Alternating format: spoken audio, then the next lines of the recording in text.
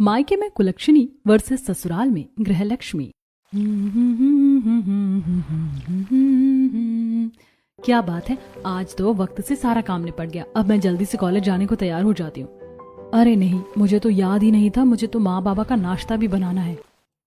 लक्ष्मी ऐसे ही खुद से ही बोलने लगी कि तभी उसे अपनी माँ की आवाज आई। ये क्या माँ किसी से बात कर रही हैं? लक्ष्मी ने ऐसे बोलकर जैसे ही बाहर आंगन में देखा तो वहां उसकी माँ प्यार से उसकी बड़ी बहन का चाय और पराठे का नाश्ता करवा रही थी। माँ दीदी को कितना प्यार से खिला रही हैं। मेरा भी मन करता है कभी कभी तो अपनी माँ के हाथों से कुछ खाने के लिए, लेकिन माँ मुझे कभी कुछ देती ही नहीं है। लक्ष्मी ऐसे बोलकर अपनी माँ को ही देखने लगी। माँ बस, अब और नहीं, इतना कम कौन खाता? अभी तुम बढ़ने वाली उम्र में हो, अगर कम खाओगी तो कमजोर हो जाओगी। चल जल्दी से मुंह खोल। बस माम, ये लास्ट बाइट है। आरती और ज्वाला को ऐसे ही देखते देखते लक्ष्मी की आंखों में आंसू आ गए। और माँ कभी मुझे ऐसे प्यार से अपने पास नहीं बिठाती। वैसे तो मैं उनकी सबसे छोटी औलाद हूँ, लेकिन पता नहीं मेरे अंदर ऐसा क्या दोष है जिससे मेरी माँ और बाबा बल्कि पूरा परिवार ही मुझे कुलक्षणी मानते हैं। मुझे ये तो नहीं पता कि मेरे इस घर में आने से क्या हुआ है, लेकिन माँ का कहना है कि जब से मेरे पाँव इस घर में आए हैं मैं मनहूसियत लेकर ही आई। ऊपर से मेरी इस घर में कोई जरूरत भी नहीं थी। लक्ष्मी ऐसे बोलकर दुखी होने लगी। लक्ष्मी एक गरीब परिवार की बेटी थी। वैसे तो लक्ष्मी के घर में उसकी एक बड़ी बहन आरती और बड़ा भाई अमित भी था, लेकिन बुरा सलूक बस लक्ष्मी के साथ ही किया जाता था। उसे घर में मनहूस और कुलक्षणी भी बोला जाता था। लेकिन सोचने वाली बात यह थी कि घर की सबसे छोटी औलाद, जो कि ज्यादातर सभी की लाडली होती है, आखिर सभी उससे इतना गलत बर्ताव क्यों करते थे? जानने के लिए चलिए कहानी में पीछे चलते हैं। ज्वाला, अब तो बस कोई ही दिन जा रहा है, कभी भी मेरे घर में एक नया मेहमान आ जाएगा। वैसे बहू, मुझे तुझसे पूरी पूरी उम्मीदें हैं कि तू मुझे पोता ही देगी, जो मेरे इस कारोबार को, मेरे घर बार को अपने बड़े भाई अमित के साथ मिलकर और भी आगे बढ़ाएगा। माँ जी, ख्वाहिश तो मुझे भी एक बेटे की ही है, और आप चिंता नहीं करो, मेरा दिल कहता है कि आपको पोता ही होगा। सही कहा, और बेटा ही होना चाहिए, क्योंकि ये जो मैंने तुम्हें भर भर कर दूध, दही और मलाई खिलाई है, इसका नतीजा यही हो कि मुझे एक सुंदर सा बेटा मिले। माँ, बाबा, क्या मेरा छोटा भाई आने वाला है? बोलो ना माँ। हाँ बेटा, तुम्हारा छोटा भाई आने वाला है। पूरे परिवार ने ज्वाला से एक बेटे की ही उम्मीद लगाई हुई थी। ज्वाला को खुद को भी एक बेटा ही चाहिए था। ऐसे ही आज का दिन गुजरा और रात को ज्वाला के लेबर पेन स्टार्ट हुआ। उसका पति और पूरा परिवार उसे अस्पताल लेकर गए, जहां सभी की सांसें अटकी हुई थी। किशोर, अब जब पोते की खबर आएगी तो कौन सी मिठाई तो अस्पताल में बांटेगा? सबसे महंगी मिठाई माँ, मेरे पास क्या पैसे की कमी है? अगर मुझे बेटा हुआ ना तो मैं इस पूरे हॉस्पिटल के स्टाफ को पैसे भी दूंगा। कमला और किशोर ऐसे ही खुश हो रहे थे कि तभी अंदर से नर्स निकल कर आई। और क्या आप ही किशोर जी हैं? हाँ, यही है मेरा बेटा किशोर। मेरी बहू अंदर है, उसे लड़का हुआ ना? नहीं, आपकी बहू को लड़का नहीं, लड़की हुई है। मुबारक हो। क्या कहा, लड़की? लड़की का नाम सुनते ही पूरे परिवार का मुंह उतर गया। और नर्स, झूठ नहीं बोलो, ढंग से देखो, वो लड़का ही है, लड़की नहीं है। जी नहीं, वो लड़की ही है। आप अंदर जाकर बच्चे और पेशेंट दोनों से मिल सकते हैं। मेघा की बात को सुनकर किसी को खुशी नहीं हुई, यहाँ तक कि खुद बच्ची की माँ ज्वाला ने भी अपनी बेटी को खुशी से बाहों में नहीं उठाया था। कमला, किशोर, आरती और अमित चारों ही अंदर ज्वाला के पास गई। जहाँ क्यों री बहू, तुझसे मैंने इतना तो बड़ा कुछ नहीं मांगा था, बस एक बेटे की ही तो ख्वाहिश की थी कि तू मुझे वो भी नहीं दे पाई। मेरी महीनों की मेहनत, सारा पैसा, खिलाई पिलाई सब बेकार हो गई। एक बेटी, एक अनचाही बेटी के लिए मैंने ये सब किया था। मुझे क्या बात सुना रहे हैं? ये सब मेरे हाथ में थोड़ी है, लड़का होगा या लड़की, और मैं कौन सा इसको पाकर खुश हूँ? मैंने तो अपने घर का चिराग मांगा था, लेकिन मुझे कुलक्षणी मिल गई। सही कहा, बिन मांगी औलाद घर में मनहूसियत ही लाती, और खासकर बेटी। देख किशोर, तुझे भला लगे या बुरा लगे, मैं तो इसको हाथ भी नहीं लगाऊंगी। तू मुझे घर छोड़ दे, और जब बहू की छुट्टी होगी तो इसको ले आना। मैं तो जैसे इसको बहुत हाथ लगाने वाला हूँ या प्यार से खिलाने वाला हूँ। माँ, आप तो ऐसे बोल रही हैं जैसे कि मुझे एक बेटी की बहुत ही ज्यादा ख्वाहिश थी। चलो घर चलते हैं। लक्ष्मी जिस दिन पैदा हुई उसे उसकी माँ, बाप और उसकी दादी किसी ने भी गोद नहीं उठाया। वो नन्ही सी बच्ची बस पालने में लेटी हुई थी। कुछ ही देर के बाद सभी अस्पताल से चले गए। बस ज्वाला और लक्ष्मी ही अस्पताल में थी कि तभी लक्ष्मी पालने में लेटी लेटी रोने लगी। ये करमजली क्यों रोने लगी है? क्या है कुलक्षणी, क्यों रो रही है? चुप हो जा, नहीं तो तेरा गला दबा दूंगी। चुप हो जा। ज्वाला को जरा भी अपनी औलाद पर दया नहीं आ रही थी। उसने उठकर उसे गोद में लेना भी जरूरी नहीं समझा। जब बार बार लक्ष्मी के रोने की आवाज आई तो वहां की नर्स मेघा ही ज्वाला के कमरे में गई और मैडम आपकी बेटी रो रही है, तो मैं क्या करूं बताओ? आप कुछ नहीं कीजिए, आप लेटी रहिए, इसको मैं चुप करा लूंगी। पता नहीं कैसी माँ है, जब से बच्ची आई है इसको इन्होंने एक बार भी गोद में नहीं उठाया। मेघा ऐसे बोलकर लक्ष्मी को चुप कराने लगी। हाँ हाँ प्यारी बच्ची, नहीं नहीं नहीं नहीं रोते नहीं, तुम तो कितनी प्यारी हो ना, चलो चलो चुप हो जाओ प्यारी बच्ची, सो जाओ सो जाओ। मेघा के बोलने से लक्ष्मी चुप हो गई और वो सो गई। उसको सुलाने के बाद मेघा ज्वाला से बोली, आपके घर की लक्ष्मी सो गई है, ये मेरे घर की लक्ष्मी नहीं है, समझ आया? ये बस एक फालतू की औलाद है। ऐसा नहीं कहिए। अच्छा मैं आपसे कुछ पूछने को आई थी। हमारे हॉस्पिटल में बर्थ सर्टिफिकेट बच्चे के पैदा होते ही बना देते हैं, तो अब जरा आप बताइए कि इस बच्ची का नाम क्या लिखना है? कुछ भी लिख दो, मेरी तो इसने पैदा होते ही किस्मत फोड़ दी। पति और सास का ताना मेरे आंचल से बंधवा दिया। मेरे लिए तो ये कुलक्षणी है। नहीं, ये बच्ची तो कितनी अच्छी है। ये कुलक्षणी नहीं है, बल्कि ये तो इस घर की लक्ष्मी है। देखना ये आपके घर में बहुत खुशियां लाएगी, तो इसका नाम मैं लिखूंगी लक्ष्मी। मेरे से कुछ भी लिखो, मुझे फर्क नहीं पड़ता। ज्वाला की बात को सुनने के बाद मेघा ने ज्वाला की बेटी का नाम खुद से ही लक्ष्मी लिख दिया और उसका बर्थ सर्टिफिकेट बना दिया। अगले दिन जब ज्वाला लक्ष्मी को लेकर घर पहुंची तो किसी ने उसका कोई खास स्वागत नहीं किया और न ही कोई खुशी मनाई गई। लक्ष्मी बल्कि दुनिया में आने से किशोर का मूड इतना खराब हो गया कि उसने अपने काम पर भी ध्यान देना बंद सा कर दिया था। लगभग एक हफ्ता ऐसे ही चला। घर में आरती और अमित ने जो रवैया अपने माँ बाप और दादी का अपनी छोटी बहन के साथ देखा तो उनका दिमाग भी उनकी तरह ही हो गया। और आज के दिन हेलो, क्या बोल रहे हो? हैं? ऐसा कैसे हो सकता है रॉबिन? अरे तुम मेरे सबसे ज्यादा भरोसे वाले एम्प्लॉय हो। अगर मैंने इन दिनों काम पर ध्यान नहीं लगाया तो तुम मेरी जगह ध्यान नहीं रख सकते थे क्या? इतना बड़ा लॉस हमसे कैसे हो गया? किशोर जी, जो होना था अब तो हो गया। आपके पास कुछ भी अब बाकी नहीं है। आपके पास 2 दिन का वक्त है। इस घर से चले जाओ, नहीं तो धक्के मार कर निकाले जाओगे। इस घर की सारी चीजें सील कर दो, ये लोग कुछ भी इस्तेमाल न करने पाए। अरे पर लेकिन किशोर के काम पर ध्यान न दे पाने से उसका बिजनेस डूब गया और अब उसके पास कुछ भी बाकी नहीं था। उसकी सारी प्रॉपर्टी, बंगला, गाड़ी, जमीन सभी जब्त हो गई और किशोर की हालत अब खराब हो चुकी थी। लो कर लो बात, इस कुलक्षणी को घर में आए हुए 1 हफ्ता हुआ है और ये हमारा घर खा गई। मैं तो जानता ही था कि ये बिन मांगी औलाद कभी मेरी जिंदगी में खुशी नहीं ला सकती है, लेकिन बस क्या करूं, मैं मजबूर हो गया था और अभी भी हूं। इसका गला घुटकर इसे मार भी नहीं सकता हूं। मैंने इस मनहूस को, इस कुलक्षणी को अपनी कोख से जन्म दिया है। मुझे तो यकीन नहीं हो रहा कि मैंने इतनी मनहूस औलाद पैदा की है, लेकिन अब क्या कर सकते हैं। 1 हफ्ते की लक्ष्मी को किशोर और बाकी घर के सभी मेंबर घर की बर्बादी के लिए दोष दे रहे थे, जबकि बेचारी लक्ष्मी को तो पता भी नहीं था कि उसके घर में क्या हो रहा है। 2 दिन के मिले हुए वक्त में किशोर ने एक किराए का छोटा सा घर ढूंढा और पूरा परिवार अपने ऐशो आराम की जिंदगी को छोड़कर गरीबों की तरह जीवन गुजारने लगा। मुझे भी माँ बाबा का प्यार चाहिए। अरे ओ कुलक्षणी, यहाँ खड़ी होकर क्या देख रही है? जैसे बचपन में मेरे परिवार की खुशियों को खा गई थी, अभी भी वैसे ही करने का इरादा है क्या? कुछ नहीं माँ। अरे मनहूस, औलादों को ऐसे नजर के सामने नहीं रहना चाहिए। जा जल्दी से जा और चाय बना कर ला। अपने बाप की बात सुनकर लक्ष्मी को बहुत ही ज्यादा दुख हुआ, लेकिन उसने उसकी बात को दिल से नहीं लगाया क्योंकि वो बचपन से यही सब सुनती आई थी और वो अपने माँ बाप के लिए चाय बनाने को आ गई। क्या सच में मैं मनहूस हूँ? नहीं नहीं, मुझे ऐसे नहीं सोचना चाहिए। मैं तो बहुत अच्छी हूँ। मेरे जैसे लोग मनहूस नहीं होते हैं। लक्ष्मी ऐसे ही अपने दिल को बहला लेती है। उसने आज भी अपने मन को ऐसे ही मनाया और चाय बनाकर उसने अपने माँ बाप को दे दी। चाय लेते वक्त किशोर या ज्वाला ने उसकी तरफ को देखा तक नहीं, जिस बात ने लक्ष्मी को बहुत ही ज्यादा दुख दिया। लेकिन फिर वो नॉर्मल हो गई और कॉलेज के लिए तैयार होने लगी। आरती दीदी, आप कॉलेज जा रही हैं? मेरे साथ ही चलिए, मैं तैयार हो गई हूँ। What the hell? तुम्हारी हिम्मत भी कैसे हुई ये सोच लेने की कि मैं तुम्हारे साथ कॉलेज जाऊंगी? तुमने अपनी शक्ल और ऑरा देखा है? तुम्हारे साथ जाने से अच्छा है मैं अपने ऊपर कीचड़ मल लूं, तब भी मेरी वाइब इतनी खराब नहीं होगी जितनी कि तुम्हारे साथ जाने से हो जाएगी। ऐसी बात है, लेकिन कॉलेज में आपसे ज्यादा सभी मुझे पसंद करते हैं। अगर आप मेरे साथ चलोगी तो आपका ऑरा बढ़ेगा ना कि कम होगा। क्या बोली तू? लक्ष्मी के साथ भले ही बुरा सलूक किया जाता था, लेकिन लक्ष्मी अपने साथ बुरा करने वालों को जवाब भी बहुत अच्छे से देना जानती थी। आरती लक्ष्मी के साथ कॉलेज को नहीं गई, वो अकेले ही कॉलेज के लिए निकली और पहले आरती वहां पहुंची। जब आरती वहां गई तो उसके ऊपर किसी ने भी ध्यान नहीं दिया, लेकिन जब जैसे ही वहां लक्ष्मी पहुंची तो सभी स्टूडेंट्स ने उन्हें देखा। लक्ष्मी दिखने में सुंदर थी तो लड़के भी घूर घूर कर देखते थे। ओहो, ओह देख आरती मॉडल आ गई। देख सभी कैसे तेरी छोटी बहन को देख रहे हैं। देखने दो, किसी को पता नहीं है कि ये कुलक्षणी है।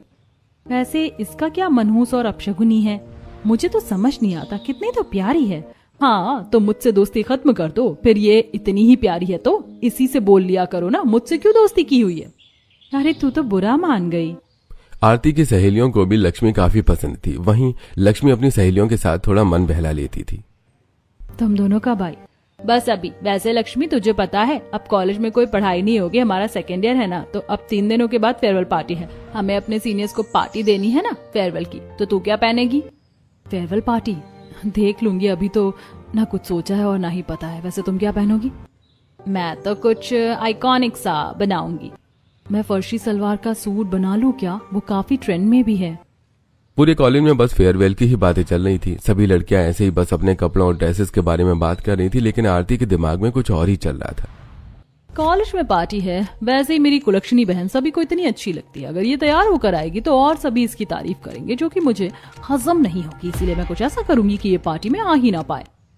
आरती के दिमाग में कुछ चल रहा था। कुछ ही देर के बाद दोनों बहनें अपने घर आ गईं, जहां आरती ने अपने माँ बाप और भाई के सामने लक्ष्मी की झूठी झूठी बातें लगाई। माँ बाबा और भैया, आप जानते हो मेरे कॉलेज में ना हमारी फेयरवेल पार्टी है, तो ठीक है बेटा, कपड़े ले आना, लेकिन ज्यादा महंगे नहीं लाना। हाँ नहीं बाबा, मैं कपड़ों के बारे में नहीं बोल रही थी। मैं तो आपको ये बता रही थी कि एक कुलक्षणी है ना लक्ष्मी, इसको कॉलेज से उठा लो। क्योंकि अभी तक तो मैं थी जो इस पर कॉलेज में भी नजर रखती थी, लेकिन अब कौन रखेगा। और दूसरी बात, ये ना लड़कों को देखकर इतराती है, उन्हें अजीब अजीब से इशारे करती है। इसीलिए इसका बाहर जाना सही नहीं है, और अगर मेरी माने तो इसको पार्टी में भी नहीं जाने देना। क्यों दी मनहूस, क्या ये बात सच है। नहीं बिल्कुल भी नहीं भैया, ऐसा तो कुछ भी नहीं है, सच्ची। माँ बाबा ये हमारी खुशियों की पहले ही दुश्मन है। बस अब मैं बोल रहा हूँ, ये अब कॉलेज वगैरह कहीं नहीं जाएगी और पार्टी में तो बिल्कुल भी नहीं। नहीं भैया ऐसे मत बोलो, ये आरती दीदी तो जलती है मुझसे, मेरी अच्छाई से, मेरी कलाओं से तो झूठ बोल रही है। मैं ऐसी बिल्कुल भी नहीं हूँ। और आप तो मुझे बाहर जाने को ऐसे बना कर रहे हो कि जैसे आप कितने सुलझे हुए और अच्छे भाई हो। आप ही क्या, किसी को पता है कि घर से निकलने के बाद आप कैसे हो। बताओ तुझे मनहूस, कितनी जवान चला रही है। अगर आप कुछ बोली ना तो मुझसे बुरा कोई नहीं होगा। किशोर की बात को सुनकर लक्ष्मी चुप हो गई। अब बेचारी लक्ष्मी का कॉलेज भी बंद हो गया था, ना उसे अब पार्टी में जाने की ही इजाजत थी। ऐसे ही 2-3 दिन गुजर गई और आज के दिन पार्टी थी जहां लक्ष्मी नहीं गई। वहां लक्ष्मी का सीनियर उसे पसंद करने लगा था, जिसने पार्टी में उसे प्रपोज करने को सोचा था। वो लक्ष्मी का इंतजार करता रह गया। रहने दे ऋषभ, आज वो आई ही नहीं। पता नहीं क्या मजबूरी रही होगी, उसकी बड़ी बहन तो यही है और मैं उससे कुछ पूछ भी नहीं सकता हूँ। अरे मुझे कहीं से पता चला कि उसके घर वालों ने उसकी पढ़ाई खत्म करवा दी है। हमारी अगर तू माने ना ऋषभ, तो तू ये प्रपोज छोड़ दे, उसके घर सीधा रिश्ता भेज। पता नहीं अब उसकी कब शादी हो जाए। ऋषभ के दोस्तों ने उसे समझाया। ऋषभ लक्ष्मी से भी ज्यादा करीब लड़का था। अपने दोस्तों की बात को सुनकर ऋषभ को उनकी बात समझ आ गई और उसने लक्ष्मी के घर अब रिश्ता ही भेजने का फैसला किया। घर जाकर ऋषभ ने लक्ष्मी के बारे में अपने घर में बताया तो किसी को भी उससे कोई दिक्कत नहीं हुई और ऋषभ की माँ लक्ष्मी के घर रिश्ता लेकर आ गई। बहना तुमसे भी गरीब ही हूँ, मुझे तो बस एक बहू चाहिए और कुछ नहीं। अब बाकी तुम्हारी मर्जी। अरे वाह, इसको तो घर बैठते ही रिश्ता मिल गया। अब मैं इसे जल्द से जल्द दफा कर दूंगी और इन्हें कोई दहेज भी नहीं चाहिए। ठीक है, वैसे तो लक्ष्मी का जैसा नाम है उसके कदम वैसे बिल्कुल नहीं है, लेकिन अगर आपको उसे अपने घर की कुलक्षणी बनाना है, मेरा मतलब लक्ष्मी बनाना है, तो मुझे कोई दिक्कत नहीं है। अब देखिए, आप भी गरीब है और मैं भी गरीब हूँ, तो मुझे कुछ चाहिए भी नहीं। आप अगले हफ्ते 4 बारातियों के साथ आकर लक्ष्मी को ले जाना। ज्वाला को लक्ष्मी से बस छुटकारा चाहिए था। उसने हेमा से अपनी बेटी की शादी के बारे में बात को पक्का कर दिया। जब लक्ष्मी को यह पता चला तो उसे दुख हुआ, क्योंकि उससे बड़ी बहन और भाई अभी दोनों ही घर में कुंवारे बैठे थे। लेकिन लक्ष्मी कुछ बोली नहीं और अपने माँ बाप के फैसले पर सब्र कर गई। देखते ही देखते 1 हफ्ता भी हो गया और लक्ष्मी आज के दिन अपने परिवार से विदा ले गई थी। अभी उसका ससुराल में गृह प्रवेश हो रहा था, जहाँ सभी काफी ज्यादा खुश थे। मेरी बहू आ गई पूजा। काव्या, मेरे घर की लक्ष्मी का स्वागत करने के लिए आरती की थाली लेकर आओ बेटा। ये लो माँ। भाभी, आप बहुत ही ज्यादा सुंदर हो और इस शादी के जोड़े में तो और भी ज्यादा सुंदर लग रही हो आप। शुक्रिया। यहाँ सभी मेरे आने से कितने ज्यादा खुश हैं। ऐसा लग रहा है कि मुझे पहली बार जैसे कि मैं भी किसी के घर की खुशी बन सकती हूँ। अरे आओ लक्ष्मी, क्या सोच रही हो। अपने सीधे पांव से इस कलश को गिराते हुए घर के अंदर आओ और हमारे इस छोटे से घर को खुशियों से भर दो। काव्या के बोलने पर लक्ष्मी कलश को गिराते हुए घर के अंदर आ गई, जिसके बाद सभी बहुत ही खुश हो गए और लक्ष्मी को खुशी खुशी कमरे में भेज दिया गया। अगली सुबह लक्ष्मी की पहली रसोई का दिन था, जिसके लिए वो जल्दी से उठकर तैयार हो गई और उसे चूल्हे पर घर के बाहर खाना बनाने को बोल दिया गया। तो मेरे घर की लक्ष्मी है बहू, चल आज अपने हाथ मेरे चूल्हे को लगाकर इस चूल्हे को भी रोशन कर दे। तुझे चूल्हा जलाना आता तो है ना? जी माँ जी, वैसे आपने बताया तो नहीं कि आप सभी क्या खाएंगे। बेटा गरीब लोग हैं, घर में आटा है और कुछ आलू, उसी से कुछ बना दे। लक्ष्मी ने अपनी सास की बात को समझ लिया और वो खाना बनाने को लग गई। उसने हींग के आलू के साथ पूरी बनाने का फैसला किया था। वो आलू के साथ पूरी भी बनाने लगी कि तभी उसे मोहल्ले में बिरयानी वाला आता हुआ दिखाई दिया। भाभी क्या बना रही हो? हाँ बिरयानी, इसकी तो खुशबू ही बड़ी लजीज लगती है, तो ले लो। नहीं भाभी, पैसे नहीं है। वैसे आज तो आपकी भी पहली रसोई में आपके हाथ का खाना खाऊंगी, ना कि किसी रेडी वाले के हाथ का। पूजा ऐसे बोलकर अंदर चली गई। लक्ष्मी भी खाना बनाने लगी कि तभी उसे बिरयानी वाला सुदेश कुछ परेशान दिखाई दिया। इनकी तबीयत खराब है क्या? जाकर पूछती हूँ। अरे भैया, आप कुछ परेशान लग रहे हैं, सब ठीक तो है? अरे हाँ, सब वैसे तो खैर है, बस मेरी आज तबीयत सही नहीं थी। डॉक्टर ने बोला है कि घर का खाना खाना, लेकिन मेरी पत्नी फोन ही नहीं उठा रही है। अब भूखा खड़ा हूँ, ये चावल भी नहीं खा सकता, परहेज है। ओह अच्छा, वैसे अगर मैं आपसे अपना खाना बदलूं तो आपको कोई दिक्कत तो नहीं होगी ना? क्या मतलब? मतलब मैं आपको अपने हाथ का बनाया हुआ घर का खाना दे दूंगी और मेरी ननद का बिरयानी का मन है, तो आप मुझे बदले में बिरयानी दे देना।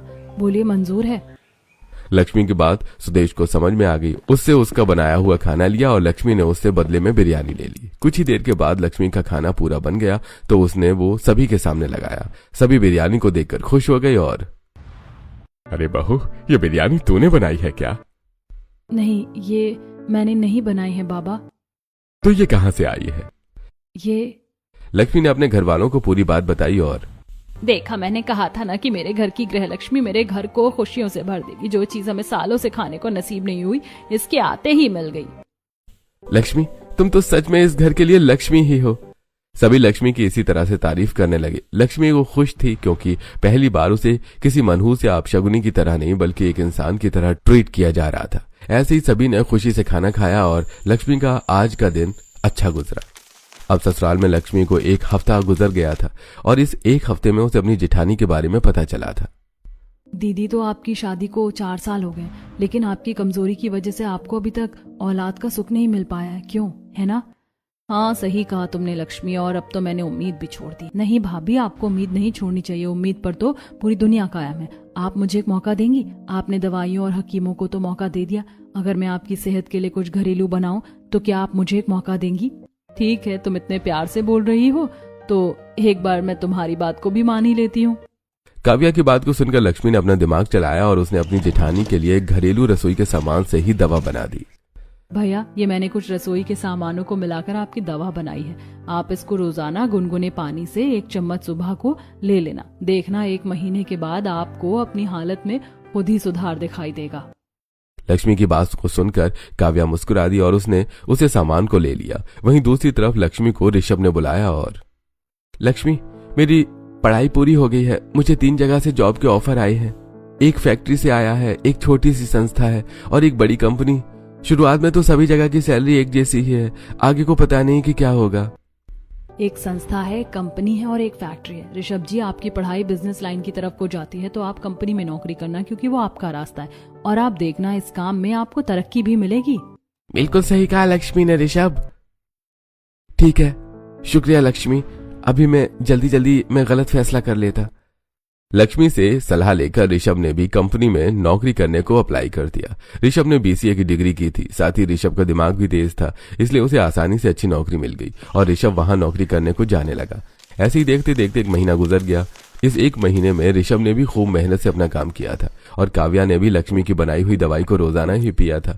1 महीने के बाद आज काव्या अपना मेडिकल चेकअप करवाने को गई और मैं आ गई माँ। बहू, क्या रहा? लक्ष्मी की बनाई हुई दवाई से कोई फायदा हुआ कि नहीं?